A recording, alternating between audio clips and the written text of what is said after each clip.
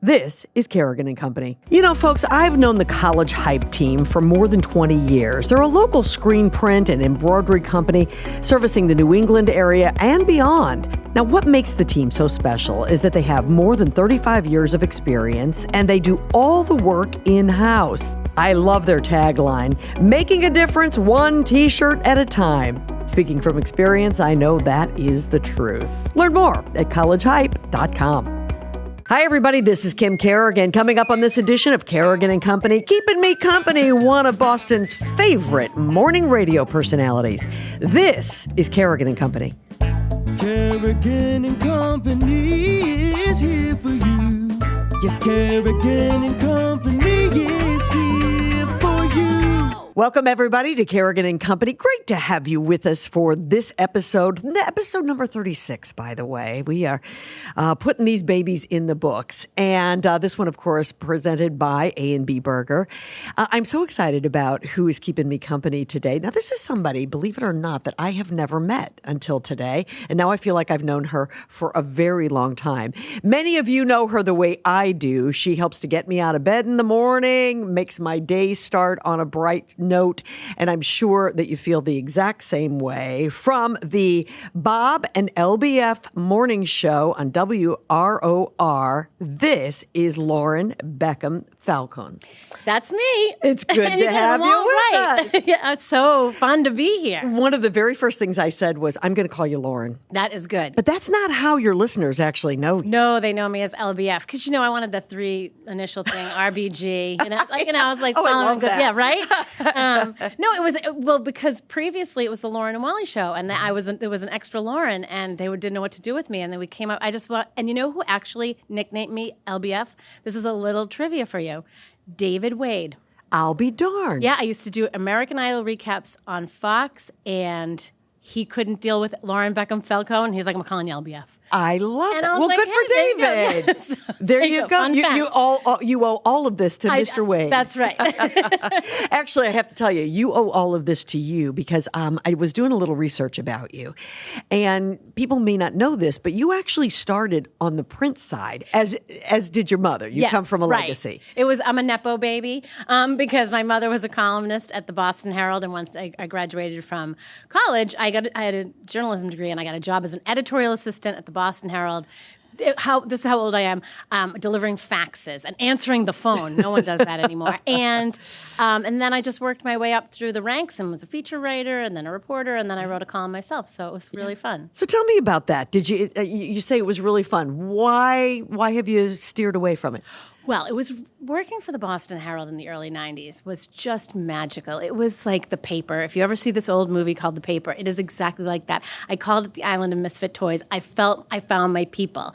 We were all just running after like facts and interesting stories. And I was in features watching kind of the really good stuff happen. But I've just never felt a better camaraderie among crazy human beings who just wanted to get out there and tell on people because that's fun. So, and I love that. Oh, I knew of that. Yes, being a know. television personality in that time. So, but then, newspapers started changing a lot, and it got away from sort of that and more, things were shrinking, and I was like, well, I would go on the radio all the time, and Maddie in the morning would have me on, and Marjorie on TKK, Marjorie Egan on TKK would have me on, and I just thought, this is a fun thing to do, and one day the producer, Brian Bell from the Lauren and Wally show, called me up because their morning news person was leaving, and I just had little experience, but they took a chance. They heard how I read the news. It was atrocious. Brian said to me the first day I did it, he's like, well, the good news is the only one way to go is up. So, and then I just dug in, and then I found another fun job. Yeah. It was great. Well, I have to tell you, you're a natural. Oh, you're nice. I mess up a lot, but I think people might like that. No, you're a natural. That's just it. I mean, when I get out of bed in the morning, I really want to hear somebody who I can relate to, somebody who is not over the top. And that's what you're all about. I love it. I was telling you when you came in, I was listening to you this morning, and you guys were talking about digital cheating in your marriage. And every word you said, I was like, she's right. That's right. I'm in my car driving. And so I really appreciate that. It's funny. I always used to be really afraid of being opinionated, but the older you get, the less you care. So I was like, all right. And I just, I think the great part of my job and the reason I love it so much is that I can make people laugh on their way sometimes to something they don't want to do, which is their job. Yeah, and if I can do absolutely. that, it's a great gift. I would never take it for granted, even though I get up at 3:30 in the morning and sometimes I'm like, oh, but I never take it for granted. Yeah, that morning thing is tough. People don't get it. I think they don't realize that, you had to get out. You didn't get out of bed the minute they turned it on. No, I know. And it's worse for a woman because we have to put on makeup in case somebody stops right. by. I'm always a little mad at the guys who just walk in a baseball hat. Sure. But you never really get used to it. And your social life definitely takes a hit. But you do get very good discounts on the early bird specials, and that is helpful. I always used to say when I work mornings, I was a cheap date on Friday Oh, night. right? One glass of wine, Yep. and I was. And that's it. It's so true. It's so true. I'm glad I was married. If I had to date and have these hours, It's so true. Forget it. Yeah. This is not for the young people. That is for sure. Those hours. I just told you a couple of minutes ago that I said to Lauren, I don't want you to take this personally, but I've been following you on social media for many, many years, and I've been doing so because I've been following your daughter, Right. Lucy. Lucy Falcone. She's adorable. She's the best. She's the best. And I don't blame you. The only reason I post on, so I'm not interesting. She is. She has a better life than I do. She at least gets to go out at night. But yeah, Lucy is great. She's 21 years old, and she has Down syndrome. And we've been the three of us, Dave, my husband Dave, and Lucy and I, the three best friends we call each other. So Yep. we've had a really interesting and a different journey. And sometimes it's difficult, but like parenting, anything is. Mm-hmm. But Lucy is just my favorite person. She's brought me so much joy and knowledge, and she's introduced me to such a great world. And initially when she was born, I was very afraid of that world of disability. Of course. And now I'm just like, I'm so lucky to be part of this group and to meet all the people I meet through Lucy. Well, I read an article that you shared her, your journey from the beginning and how, Lucy had been alive for only a matter of hours when the doctor came in to tell you that she was showing signs of Down syndrome, which I can only imagine turns your life upside down because that's just not what was in the card. No, not at all. It was a complete shock, and I was alone, which was really not smart on the doctor's part, but whatever. And when somebody does that to your brand new perfect baby, they start pointing out the things that could be wrong. It really does. I don't think you ever really get over it, or it takes a long time to stop seeing the things that they pointed out and just start seeing the beautiful baby that she was. But I will tell you, we made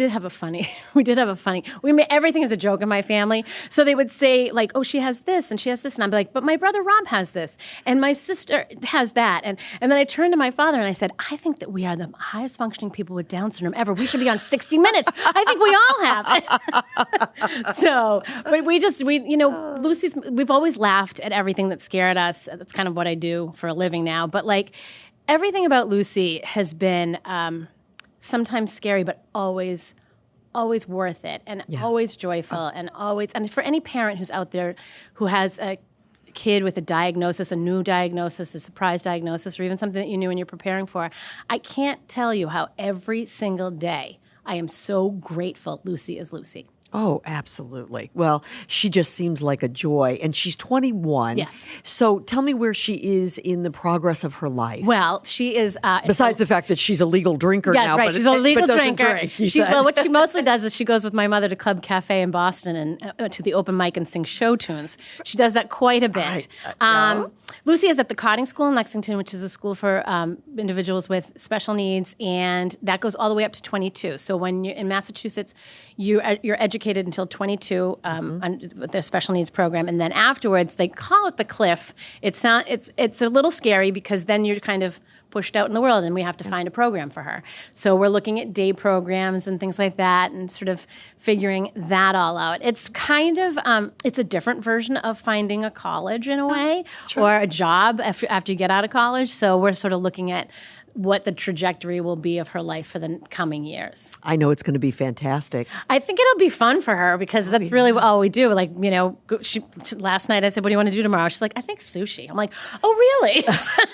Well, that seems fun. Okay, we'll do that. Well, I just, as I say, I've followed her for a long time. She's adorable. And clearly she's got parents who are loving her very much. Yeah, we really like each other's company. I mean, great. And it's always great because it's just Lucy. So, and when we've traveled, it's the three of us. So on planes, I always suggest people don't have a fourth kid, have a fourth one, or like 1, 2, 3. You never have to have like a switch seat. We just travel together on well. An airplane, yes, exactly. Everything's perfect.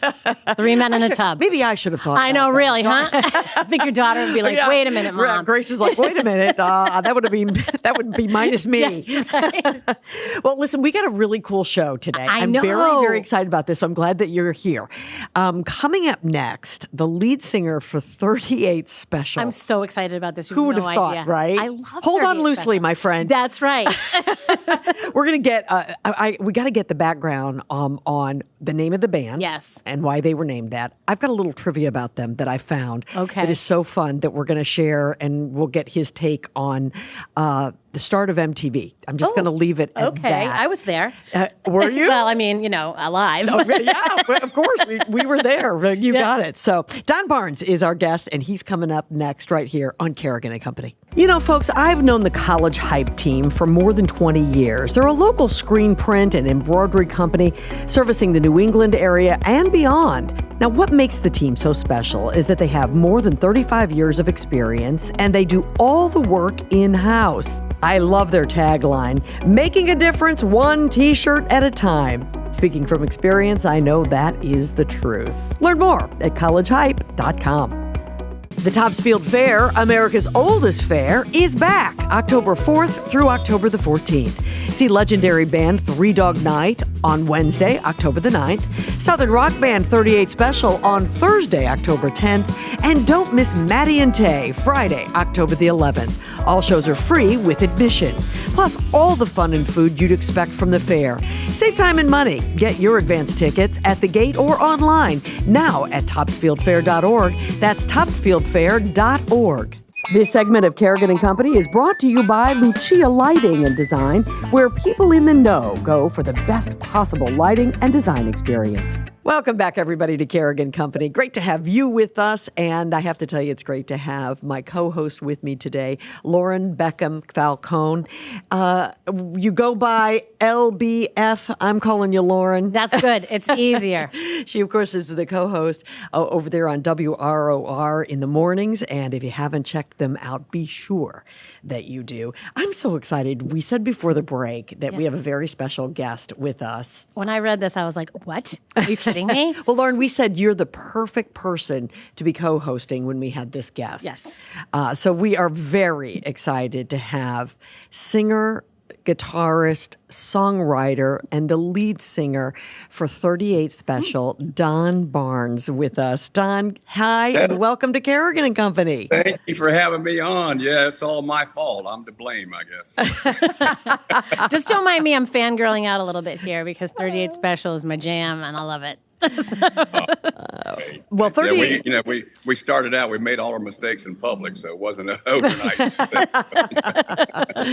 38 Special is going to be making an appearance at the Topsfield Fair this year on Thursday, October the 10th. They'll be there at 7 o'clock. By the way, tickets are free. It's all part of your insurance, your ticket that gets you into the fair. So don't forget that. And we'll remind you again at the end of the show. Don Barnes, you guys are out on the road. I mean, you were just telling us a couple of seconds ago before we went on the air that you're headed to Pennsylvania. I mean, you guys have been on the road quite a bit. We do about 100 cities a year. Can you believe that? We still, you can look over your shoulder, and we just left, or we're coming there. So we're actually at this point trying to beat the hurricane, get up to Pennsylvania, and get the work done. That's so great. It's still a great job. It's bring that kind of joy to people. We see the instant reactions of the crowds. They sing along, they're high fiving. Sometimes you see a few tears in their eyes. A song might remind them of something. But it's like I said, it's a great job. We actually still like each other after all these years. That's amazing. That's pretty rare. Yes, it sure is. It certainly is. Tell us where 38 Special comes from. Tell us about the name. We came from the name. We came together in Jacksonville, Florida. It was a Navy town. All those groups from Jacksonville all played in Navy clubs and enlistmen's clubs at 15 years old. But the name became, you always had to find a shack to rehearse in because you didn't want to get the cops called on you, so you're in somebody's garage. So it was an old abandoned warehouse north of Jacksonville, and we had to fortify the doors and board up the windows and everything. And we had been out there in the middle of nowhere for 2 months or so, practicing after our day jobs, we're out there. And a lot of sound level, 120 decibels inside this place. And we stopped the song, and they were banging on the doors, and all the sheriffs and the constables had come to make a raid on this building. I guess they thought there were wild parties or something going on. But it was just us in there trying to, trying to be somebody, But we yelled through the door. We had fortified this door and lost the key to the lock. And we said we couldn't go out that door. So and one of them said, well, I've got a 38 Special. He was like the old West days. He's going to shoot the lock off of it or something. So we thought that was a funny story. We thought we didn't have a name for the band for our first little club gig, So we said, well, we'll call it that for now, and we'll come up with something a little better later. And we never did. Oh my God, that's amazing. Isn't that a great story? That's I a great love it. story. Yeah, absolutely. So, I'm sorry, go ahead. I was just saying the origins of band names are so rare, and eclectic anyway. But so important. Oh. I mean, really, so I don't know. I mean, well, the good thing about it had kind of a rhythm, da-da-da-da-da, Yeah. 38 Special, so it had kind of an ominous name, ominous title to it, so it worked. But, we're all a bunch of nice guys. We're not ominous. So. Well, you guys had, Southern rock, which was, the late 70s, early 80s. That was the sound, which, by the way, these were my high school years. So 38 Special is a big part of my high school experience. But, Grade school years. My grade school years. Yes, thank you. It. There you go. You can come back next week. Yeah, right. It's a story, you're sticking with it. Right? That's exactly right. But listen, this was a big mountain to climb for you guys. Yeah, we again, I tell these young guys that they have a little band, they want to get a record deal. I say, buddy, if you absolutely have to do it, but there's so much struggle and starving and trying to evaluate yourself and accept all the failure first, because no one's ever heard of you, and they don't really care about what you're doing. So, but we all started in sailors clubs, like I said, in Jacksonville, Florida. So we learned the structures of songs at the time. I'm talking about Dwayne Allman, everybody that we all played in sailors club. We were underage watching these guys drink and fight, the sailors. But you learn song structures at a real early age. You learn where the payoff is, and you learn it's actual craft. There's a little bit of a map of songwriting. So, and that's you do that for a few years, and you get a little cocky, and you think, well, I'm going to write my own songs now, and that's when you go starve for 10 years. So, Yeah. It's not something I recommend somebody doing. Oh, come on. Your songs are great. I was just looking up my phone because I'm like, what was the name of that song? I remember at Christmas in 6th grade, I gave a boy I liked the 45 to Caught Up in You. Wait, I was in the 6th grade then. Wait a minute. How could that be? And I was like, okay, this is going to be it. He's going to know I like him. He's going to respond. Love the song. He didn't respond. But that's okay. I still love 38 Special. We realized after so long to put an element of truth in all our songs. You can say, ooh, baby, I love you, I miss you all day long. But, when you actually take real experiences from your life and make a story out of them, Hold On Loosely was about a relationship that had gone sour, and I wrote it with Jeff Carlisi and a co-writer, Jim Peterick, from the band Survivor. And we had just met him, got to his house, never met him before. He said, so how you guys been doing? I said, what is it about relationships that people can't tolerate their differences? They just want to change each other. Their jealousy creeps in or whatever. And I had a little notebook there beside me. I said, what do you think about this title, Hold On Loosely? And he said, oh, yeah, but don't let go. And that was the first thing out of his mouth, and it was a perfect bookend, a perfect couplet. You're a psychologist. You're a marriage counselor. You're not just a musician. Well, it was, people come up to us now and say how much it was, how much it meant to their relationship, their marriage, and everything. And say, well, we weren't trying to do that. We were just trying to get on the radio. Right. Well, and Hold On Loosely was actually on your 3rd album. Isn't that right, Don? Fourth album. Yeah. So... People think that was our first album, but all the other albums had gone straight over the cliff, so we were trying to pick ourselves up and try again. I think that just kind of circles back to this whole idea that, people think, oh, this is a brand new band. But no, they've worked really hard to finally get out there and get that song that finally gets the and attention. it's constant. Like, just look at now Sabrina Carpenter. She has this album, but it's like her 8th. Right. And she's an overnight sensation. Yeah, she's an overnight sensation. So it takes so much, when you get a record deal, I tell these young guys, they want to get a record deal. The record company just giving you a chance to play in the big leagues. If you can't deliver, you're going to get sent back down to the farm league and the club. So we were in a desperate situation where we were about to lose our record deal. So we were just trying to find what was the key element to break open the door at radio just a little bit, and then we'd back it up with another hit and try to build a catalog and build a career, So 38 Special is part, I was teasing this before you came on, Don. 38 Special is part of a very historic day in music. On, I believe it was August 11th, 1981, MTV went on the air. And Hold On Loosely was the 13th video that day that was played on MTV on its very first day. That's amazing. Yeah, we weren't quite ready for prime time. No one was hair was back down then. 3 feet long. We didn't realize, the whole image thing of coming across. But it was the 13th video. Timing for once was on our side. Oh, it's amazing. You guys were played 3 times in the first 24 hours. I looked that up. That video was played 3 times. Oh my gosh. And I couldn't even get to the grocery store after that. They see you all day long on MTV, and people are like, "What are you doing here in the grocery store?" Well, I'm doing weird human stuff, not rock star stuff. Yeah, it was funny that because they didn't have any content back then. It was a brand new cable channel, and they would send their own cameramen out to live shows. And so they sent 3 guys out to Denver, and my manager said, you mind if they film a little bit of it? It's like, oh, whatever. I never heard of MTV. And I remember the guy wanting me to hold up a placard and read a spot that says, "You're watching MTV, you'll never listen to music the same way again." And I remember thinking how weird what a little slogan that was. And I wish I'd have bought stock in the company back then. Right? Exactly. But it was the very first They were day. on to a little something there. I don't know. A little bit. Yeah, right. So, Don, I know this is impossible because I have a feeling it's like having kids, but do you have a favorite song?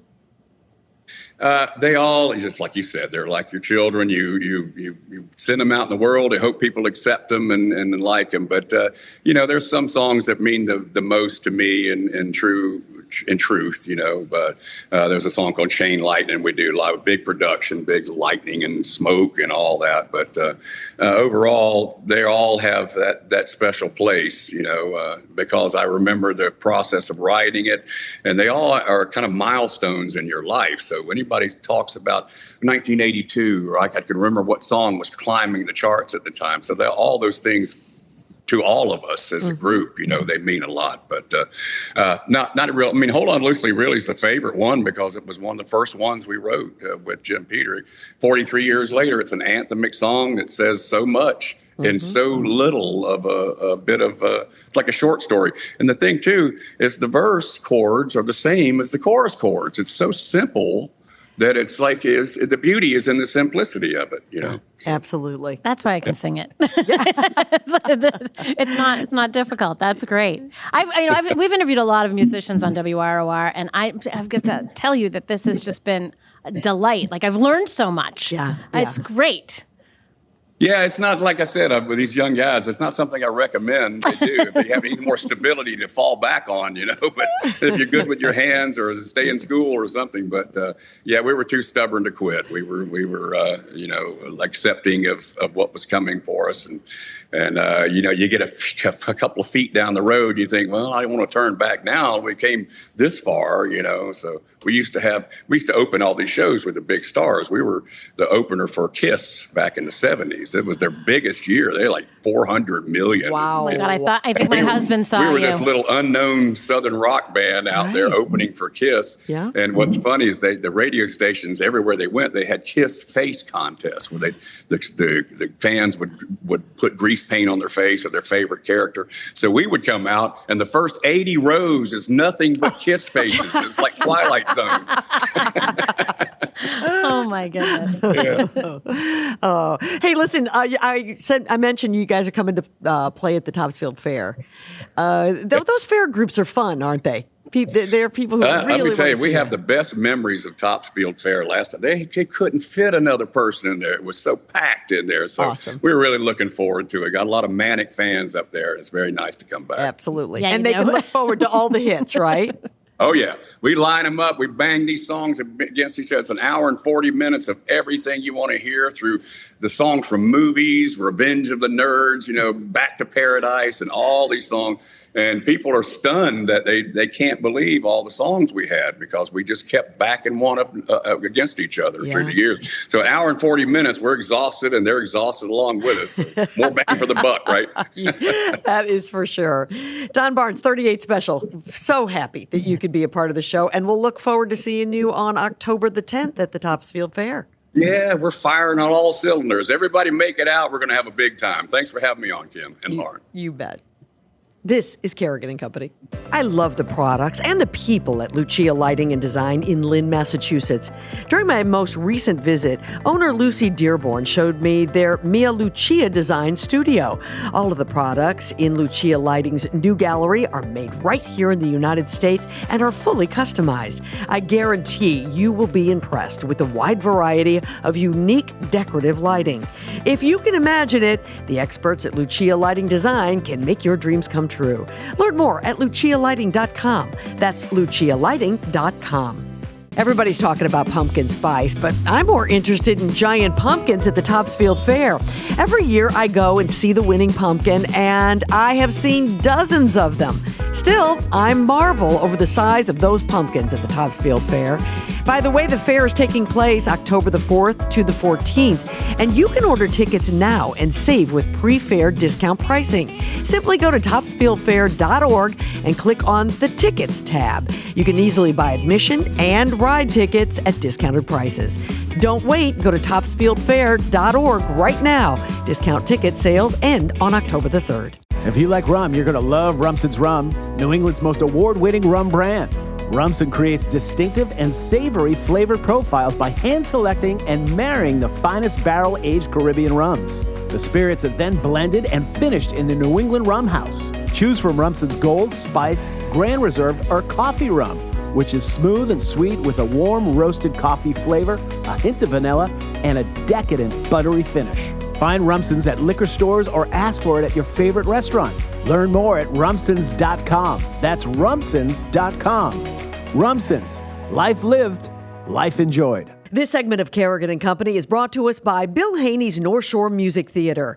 See $1 Million Quartet playing now through October 6th at nsmt.org. Welcome back, everybody, to Kerrigan and Company. So good to have you with us. Lauren is with me as well. We're having a good time, huh? I am. I'm having a blast. So we had 38 Special. Please. I know. I'm like the middle school girl in me is just very excited about that. Into the show, I think you and I will maybe just go out on a little, hold on loosely. Yeah, maybe. We'll see. That'll be okay. We'll do that. Maybe we won't. Maybe we'll do it with some show tunes, though, because, that's another favorite of mine. Absolutely. What a fabulous segue right into our next guest. And I'm very excited about this. He has had roles on Broadway like in Parade, On the Town, The Phantom of the Opera, television shows like the series Quantico. Yep. This is J. Armstrong Johnson, and we are so glad that you're with us. Hi. Hi. I'm so glad to be here. Thanks for having me. I'm so excited because he has 3 names, too. He does. This is Lauren Beckham Falcone. Yes. So, you guys can relate to each other. Tell me about the 3 names. How come you have 3 names? Yeah, well, there was a guy named Jay Johnson, actually, who ended up winning a Tony for his one-man show called Jay Johnson, the Two and Only. He had this incredible ventriloquist act back in the early aughts. My God. So when he won his Tony, I got a lot of text messages from my funny friends that were congratulating me on my Tony Award that night. But there was already a person with my name in equity.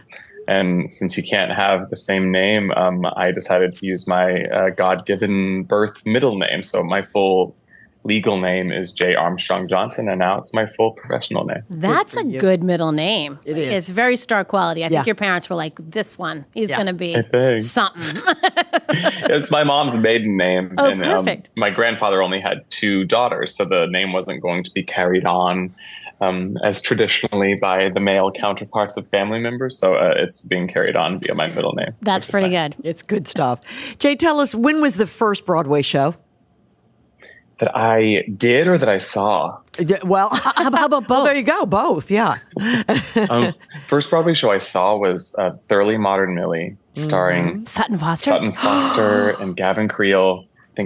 I was 15 years old, so that was back in 2003, 2002. I got to sit second row. They were doing Broadway Cares collecting, so I got a signed poster. That's when I fell in love with Gavin Creel, and which is a great segue because then I ended up understudying Gavin Creel in my Broadway debut in Hair in 2009. So he was my goal, and then I ended up being his understudy in my first Broadway show. Fairy tale. I think they kind of write Broadway shows about that. Yeah, I think they do. I think you're right. That maybe you got to get with a writer. This is a Oh good. my God. So, and I hear you're a triple threat. That's what they call you. Oh, wow. That's very nice of them.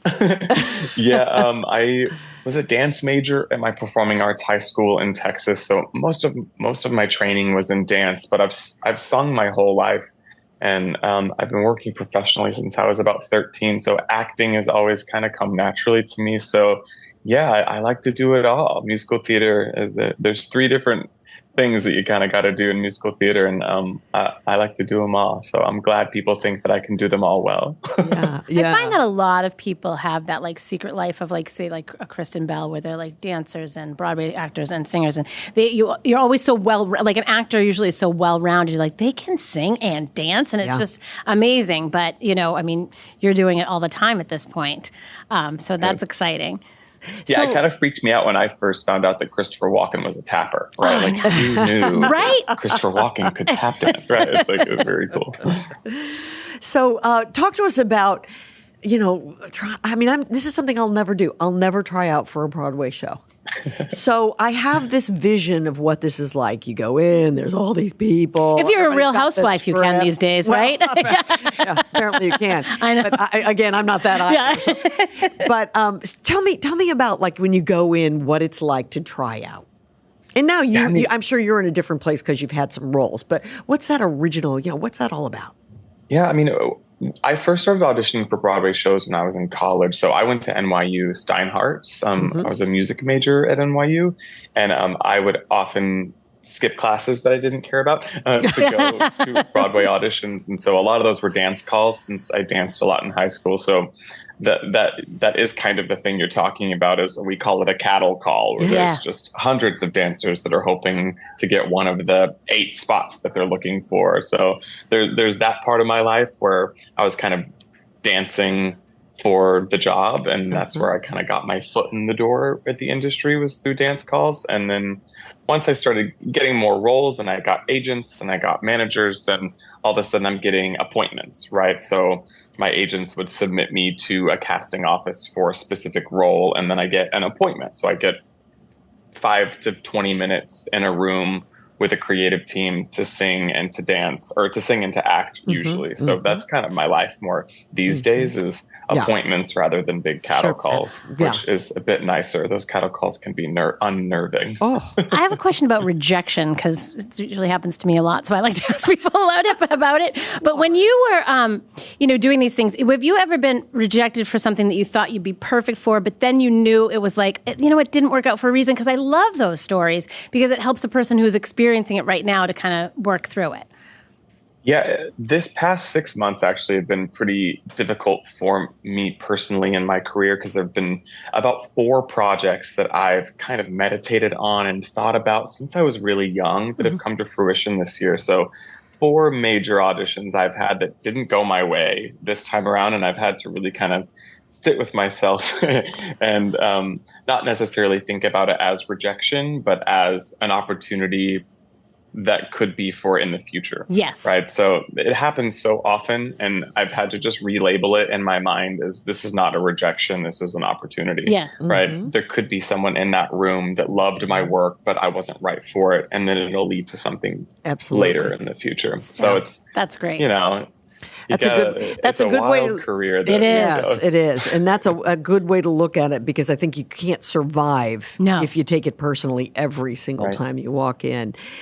Jay, you've obviously done some TV as well, Quantico, and you had a reoccurring role there. Tell me, do you like TV? What do you think about that as compared to stage?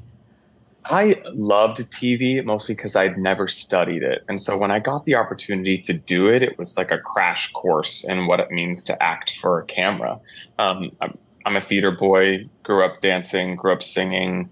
Most of my skills are in theater, but to kind of have to shrink it down for a frame. Zoom is really helpful. But it was really a learning experience for me. It really did feel like a crash course. And Priyanka Chopra was an incredible leader, and I learned so much from her and her kind of camera technique. But I love theater, but I loved the money of television. Yeah, I was going to say working's fun. So it's really good. I love your honesty too. That's so good. It was Keith Carradine that once told me that he wants to do more television films so he can support his theater habit. Yeah. Right. So I've kind of taken that on myself because I do love both. Television and film just kind of is a different world for me, and I'm still learning about it, and I'm still kind of figuring my way through it. And so will there be more film work?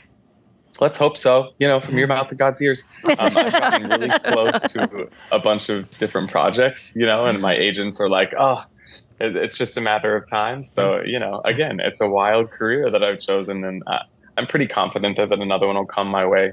Yeah. But it's, you know, it's all kind of a game. Do we need to sign a petition?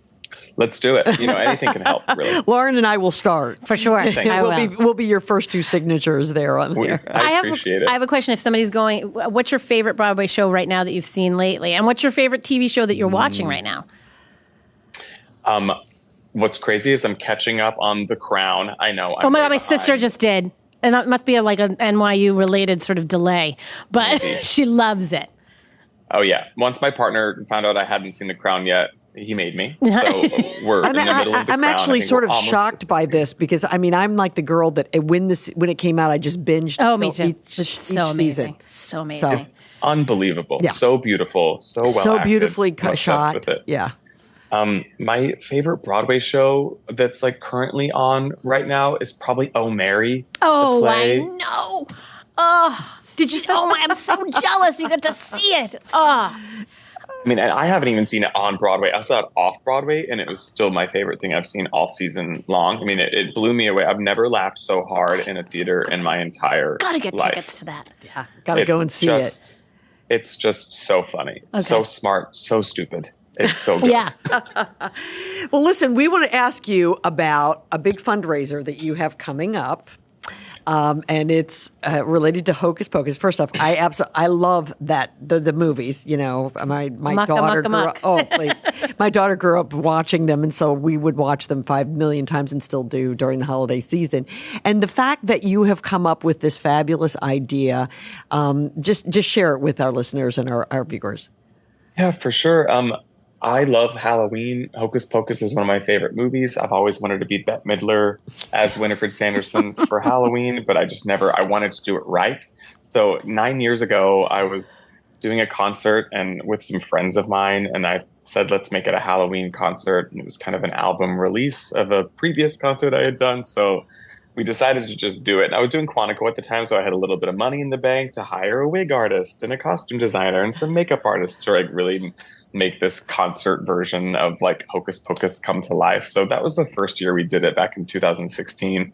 And I had so much fun. My friends that did it with me had so much fun. My other artists had so much fun that we decided to do a yearly thing. And then it was through my work with Broadway Cares Equity Fights AIDS that we decided to turn it into a fundraising event. So we worked with them for a few years. And then when we decided to grow the show, Broadway Cares gifted us to the Ali Forney Center, which is one of the more comprehensive programs that take in LGBTQIA youth experiencing homelessness. And so now we work hand in hand with the Ali Forney Center to raise money for queer homeless kids that need that money pretty desperately. Yeah. And I think homelessness amongst queer kids is up about 20% due to some recent legislation and some of the political climate. So we're just super happy to be working with the Ali Forney Center and having fun and putting on a good show and raising money and awareness for this incredible organization. I am looking at pictures of you guys dressed.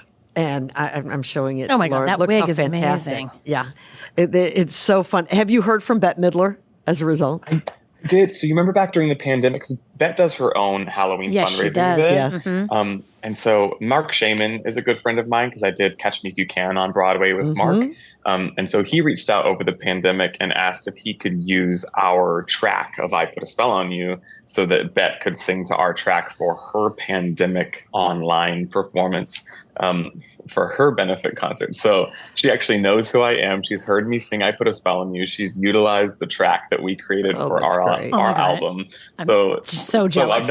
I'm not met her yet, but I know she knows who I am. She knows who you are. Oh my God, that's amazing. Well, let's put out a call to Bette. She needs to go to the event this year. Yeah, that would be. What do you think? So. Wouldn't that be something? That'd be Next great. Next year is our 10th anniversary, so maybe we're really keeping our fingers crossed. Absolutely. That our OG witches will come join us. Oh, that'd be great. That'd be so great. Tell everybody, it's in New York, actually, the event, and tell everybody when it is. And is there a way people can donate if they'd like to, even if they're not there? Absolutely. So the event is on Monday night, October 21st. It's at my dream venue, Webster Hall. We finally got an upgrade in our venue because our show keeps getting bigger every year, which I'm just so grateful for. So Monday night, October 21st, Webster Hall.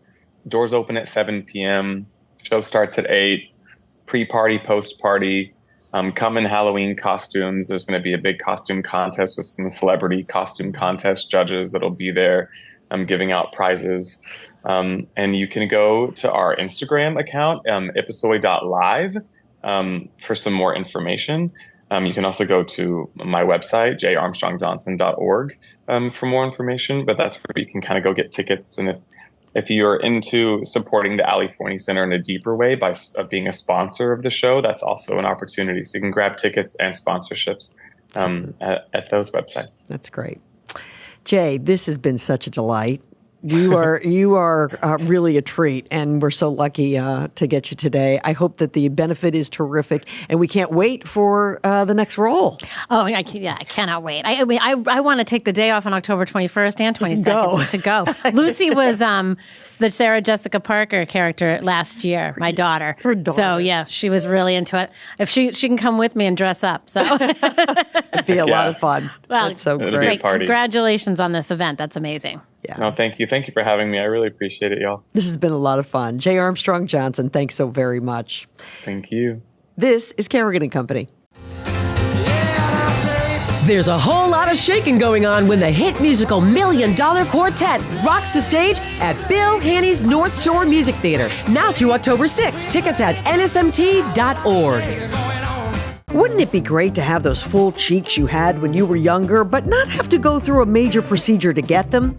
Well, cheek fillers at Sienna Aesthetics in Beverly are a non-surgical cosmetic procedure that can help enhance facial contours, restore lost volume, and improve facial symmetry. They're an effective way to rejuvenate the appearance of your face with minimal downtime. Sienna's experienced injectors can customize treatments to meet your goals. For a free consultation, set up an appointment at siennaesthetics.com. That's siennaesthetics.com. This segment of Kerrigan and Company is brought to you by Sienna Aesthetics Medical Spa. Take years off your face with the very latest technologies at Sienna Aesthetics in Beverly. Well, welcome back, everybody, to Kerrigan and Company. What a fun episode we have had. And as we wrap up, again, my co-host today, Lauren Beckham Falcone, and it's so good to have you with us. This has been fun, right? Oh, it's been so fun. Each one of these guests has been very different and really unique and fun to have on. Absolutely. You went from like rock and roll to Broadway, and it was seamless, and everybody had an interesting story, and I loved meeting everybody. Yeah. Usually it's just me and Bob and Aaron talking to each other. I have some new guests come in. This is amazing. It's nice to be with a girl.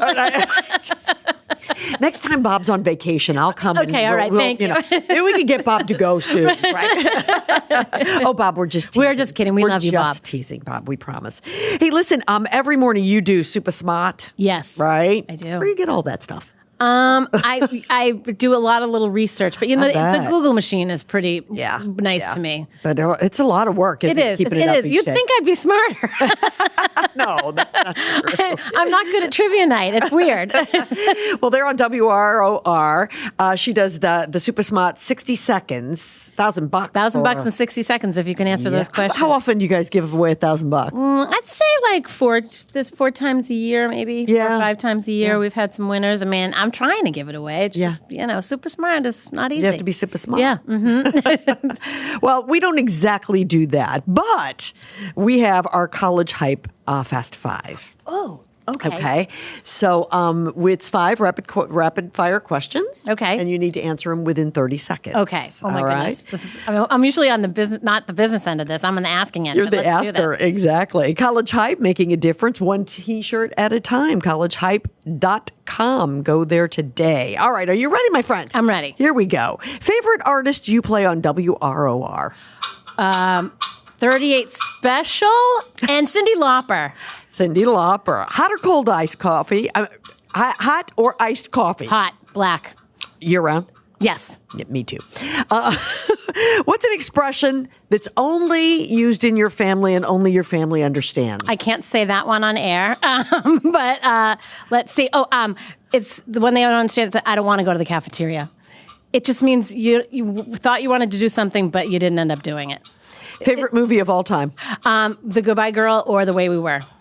The Way We Were. Oh my God, she's a woman of my own heart. It's my favorite movie ever. And who is your celebrity crush? Who used to be Stanley Tucci, but they messed up the Negroni. Who's my celebrity crush? Oh, Mark Ruffalo or Sam Rockwell. Excellent. You made it. Okay, I did it. For you. The Way We Were. I am so happy. You have no idea. And you know who loves that even more than I do? Lucy. Does she? Oh. I told you. I love that. She complains about Hubble like we all do. I know. Hubble and Katie. Katie. Curly hair. College Hype we're going to get a like for you to prize. have. Absolutely. They'd Thank like you for you to so have much. this. You know how soft it is. Oh, we it tell is. everybody the College love Hype this. T-shirts are fantastic. I think this is my first So College Hype T-shirt. It is won't it? be my last. Good. Nice. Terrific. Softy. Love it. Love it. So tell me, what's the future hold for you, my friend? Oh, good Lord. I don't know. Well, probably a sandwich soon, immediate future. What does...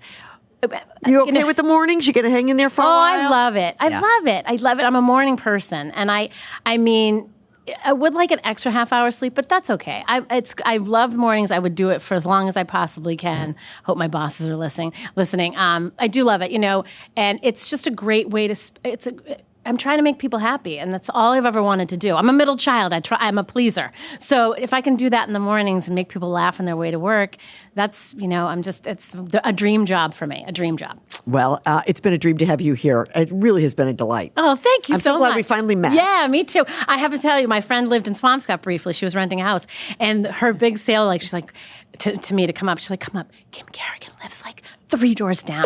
And I was like, she does? Let's go stalk her. It was maybe 20 years ago. So I kind of know you by association. There you go. Yeah. And that person in your window was me. Oh, now I know why your face was so familiar. Lauren, thank you. Thank you very This much. was awesome. And be sure, everybody, that you catch Lauren in the mornings on WROR. You guys start at 5:30. 5:30. 5:30. 5:30, and I the news is not depressing. My news, I try to do a little fun stuff. Good for you. Yeah. Good for you. You make me feel good every time I hear you. Thank That you so is much. for sure. Hey, thanks for being with us on this edition of Kerrigan and Company. Be sure you follow us on social, and we'll see you next time. Thanks, everybody, for listening to Kerrigan and Company. To find out who will keep me company and be my co-host on the next episode, be sure you follow us on Instagram, Facebook, X, and TikTok. Kerrigan and Company is recorded at the Big Night Studios at the TD Garden in Boston. You can view the podcast on YouTube and listen to it wherever you get your podcasts. Be sure you tell a friend. The executive producer of Kerrigan and Company is David Thompson. Our engineer is Peter Hurley, and our social media managers are Grace Kerrigan, Colby Thompson, and Riley Thompson. See you next time.